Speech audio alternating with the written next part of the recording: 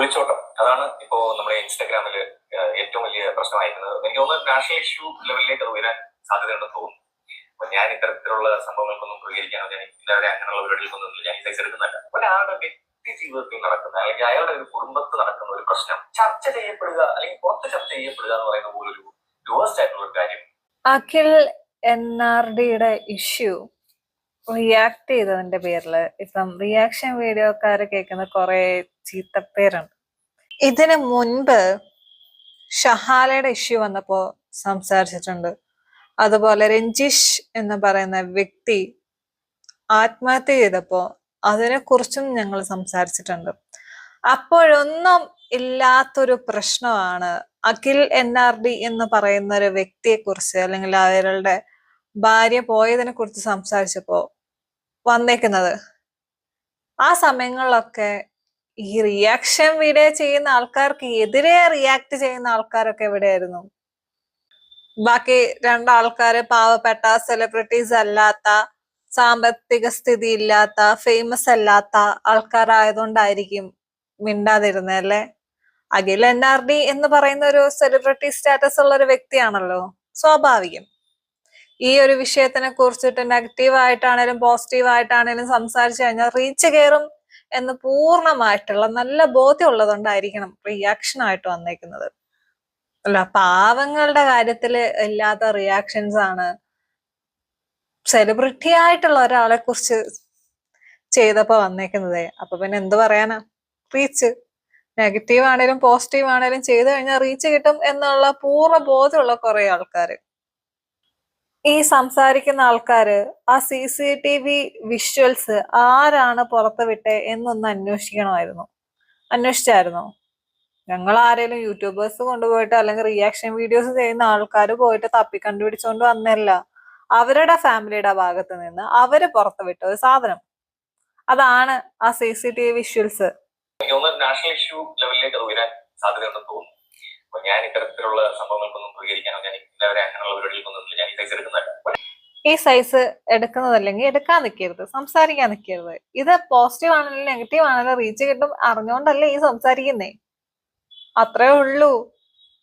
ഒരാളുടെ വ്യക്തി ജീവിതത്തിൽ നടക്കുന്ന അല്ലെങ്കിൽ അയാളുടെ ഒരു കുടുംബത്തിൽ നടക്കുന്ന ഒരു പ്രശ്നം ചർച്ച ചെയ്യപ്പെടുക അല്ലെങ്കിൽ പുറത്ത് ചർച്ച ചെയ്യപ്പെടുക എന്ന് പറയുന്ന പോലൊരു വേഴ്സ്റ്റ് ആയിട്ടുള്ള ഒരു കാര്യം എനിക്ക് വേറൊന്നും പോകുന്നില്ല. ഒരു കാമുകനും കാമുക്കും ഇടയിലുള്ള ഒരു പ്രശ്നമാണെങ്കിൽ ഇങ്ങനത്തെ എന്തെങ്കിലും ചീറ്റിങ് നടന്നു, അപ്പോ വേണമെങ്കിൽ അവരെ അത് അറിഞ്ഞു വിഷമിച്ചു, അത് ബ്രേക്കപ്പ് പറയാം, അവന് മാറി ഇന്ന് എത്ര ദിവസം വേണമെങ്കിലും കരയാം അല്ലെങ്കിൽ അതിന് വേണ്ടിയിട്ട് ഇത്. പക്ഷെ ഒരു ഫാമിലി ലൈഫിൽ ഇങ്ങനെ സംഭവിക്കുമ്പോൾ നിങ്ങൾ അയാളുടെ സ്ഥാനത്ത് നിന്ന് ചിന്തിക്കണം. കാരണം ഒരുപക്ഷെ അവിടെ ഒരാൾ മാത്രമല്ല ബാധിക്കുന്നത്, അവരുടെ ഫാമിലി ഉണ്ട്, ഒരുപാട് ജീവിതങ്ങൾ, ഒരുപാട് കുടുംബങ്ങൾ ബാധിക്കുന്നു. ചിലപ്പോൾ അവനൊന്ന് ഒറ്റയ്ക്കിരുന്ന് വിഷമിക്കാൻ പോലുള്ള ഒരു ഫ്രീഡം ചിലപ്പോൾ കാണുന്നില്ല. അപ്പൊ നിങ്ങൾ ഒരാൾ ചെയ്തൊരു ഒരു തെറ്റിന് അയാളുടെ ഇത് കാണിക്കുന്നു, CCTV വിഷ്വൽസ് കാണിക്കുന്നു, അതിനെ ഈ CCTV വിഷ്വൽസ് എന്ന് പറയുന്നത് യൂട്യൂബേഴ്സ് ആരും ആ ചേട്ടന്റെ വീട്ടിലോ അല്ലെങ്കിൽ ആ കടയിലോ പോയിട്ട് എടുത്തുകൊണ്ട് വന്നിട്ട് പുറത്ത് വിട്ടതല്ല. അവരുടെ വീട്ടുകാര് പുറത്ത് വിട്ട ഒരു കാര്യമാണ്. അതറിയാവോ? അവര് സോഷ്യൽ മീഡിയയിൽ ഇട്ട ഒരു കാര്യമാണ് ബാക്കിയുള്ള ആൾക്കാരെടുത്തിട്ട് സോഷ്യൽ മീഡിയയിൽ ഷെയർ ചെയ്തേക്കുന്നത്. അല്ലാണ്ട് ആളുടെ വീട്ടിൽ പോയിട്ട് ഭാര്യ പോയില്ലേ എന്നാ പിന്നെ ഞങ്ങൾ ഒന്ന് CCTV എടുത്ത് നോക്കട്ടെ എന്നിട്ട് അത് പബ്ലിഷ് ചെയ്യട്ടെ എന്ന് പറഞ്ഞിട്ട് പോയി എടുത്തുകൊണ്ട് പോയി പബ്ലിഷ് ചെയ്തതല്ല. സ്പ്രെഡ് ചെയ്യാൻ പറ്റുന്ന മാക്സിമം സ്പ്രെഡ് ചെയ്യുന്നു. അയാൾക്ക് ചിലപ്പോൾ ഒരു ഫാമിലി, ഒരാൾ ചെയ്ത് തെറ്റാണെന്നല്ലോ, അല്ലെങ്കിൽ അയാൾക്കൊരു ഫാമിലി ഉണ്ടാവും, അയാൾക്ക് ചിലപ്പോൾ കസിൻസോ അല്ലെങ്കിൽ സിസ്റ്റർ, ബ്രദർ, അങ്ങനെ ആരെങ്കിലും ഒക്കെ ഉണ്ടാവും. ഇവർക്കെല്ലാമാണ് നിങ്ങൾ വളരെ മോശമായിട്ടുള്ള ഇമ്പാക്ട് ആണ് ഉണ്ടാക്കി വെക്കുന്നത് സമൂഹത്തിന് മുമ്പിൽ ഒരാൾ ചെയ്തൊരു കാര്യം. അപ്പോൾ ഇത് സമൂഹത്തിന് ദോഷമുള്ളതോ അല്ലെങ്കിൽ മറ്റെന്തെങ്കിലും നമ്മൾ ചർച്ച ചെയ്യപ്പെടേണ്ട കാര്യമാണെങ്കിൽ ഓക്കെ, ഇത് ഒരാളുടെ വ്യക്തി ജീവിതത്തിൽ നടക്കുന്ന ഒരു കാര്യം. ഇത് എന്തിനാണ് നമ്മൾ ഡിസ്കസ് ചെയ്യുന്നത്? ഈ ഡിസ്കസ് ചെയ്യുന്ന ആർക്കെങ്കിലും ഇതിന്റെ ഒരു 100% അല്ലെങ്കിൽ ഒരു 90% കാര്യങ്ങൾ അറിയോ? ഈ പറയുന്ന അഖിൽ എന്ന വ്യക്തി ഇവിടെ ഒരാളും കുറ്റം പറഞ്ഞിട്ടില്ല.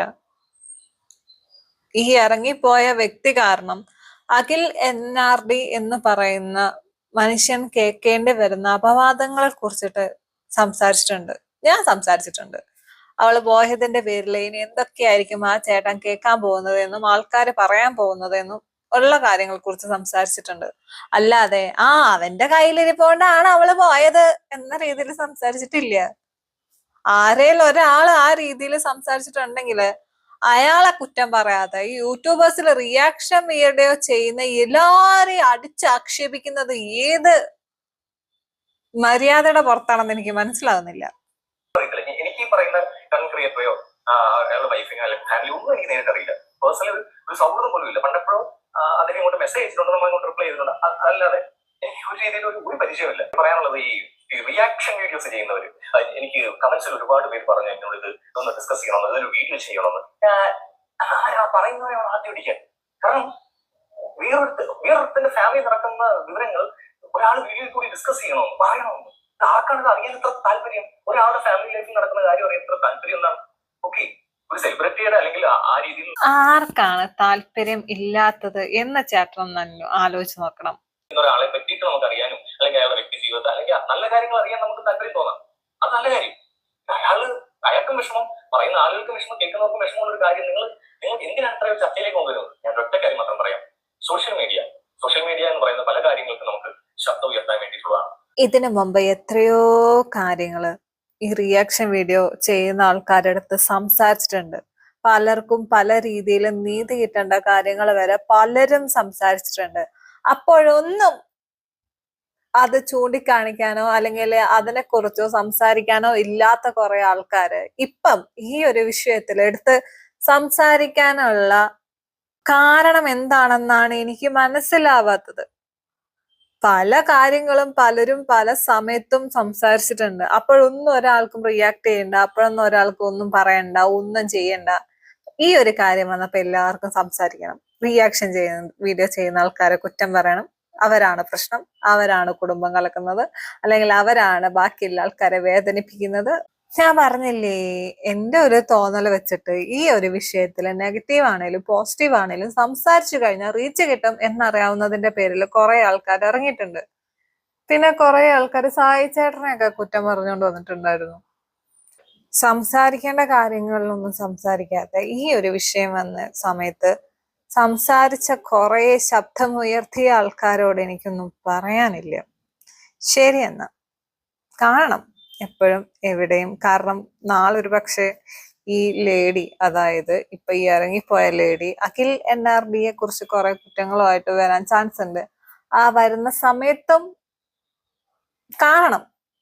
ഇപ്പം ഈ സംസാരിച്ച ആൾക്കാര് ആ സമയത്തും സംസാരിക്കാൻ കാണണം. അത്രേ പറയാനുള്ളൂ. ശരിയെന്നാ.